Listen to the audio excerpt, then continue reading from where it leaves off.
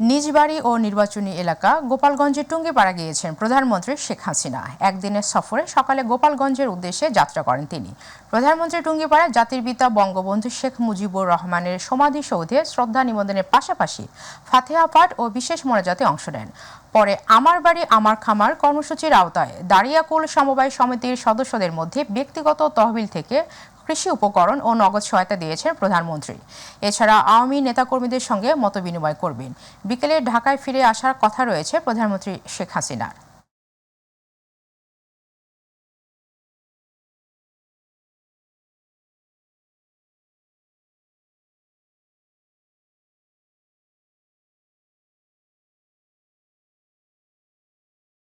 দারিদ্র্য বিমোচন করে মানুষকে জীবনমান উন্নত করা, যেটা জাতির পিতা বঙ্গবন্ধুর স্বপ্ন ছিল, সেটা বাস্তবায়নের জন্য অনেকগুলি ব্যবস্থা আমরা নিয়েছি। তার মধ্যে এটা একটা ব্যবস্থা, যেটা একেবারে হতদরিদ্র থেকে মানুষকে মুক্তি দেবে।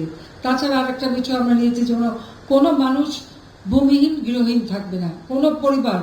কাজে যে সমস্ত পরিবারের ঘর বাড়ি নেই, জমি নাই, আমরা তাদেরকে বিনা পয়সার ঘর তৈরি করে দিচ্ছি এবং সারা বাংলাদেশেই আমরা এটা করে যাচ্ছি।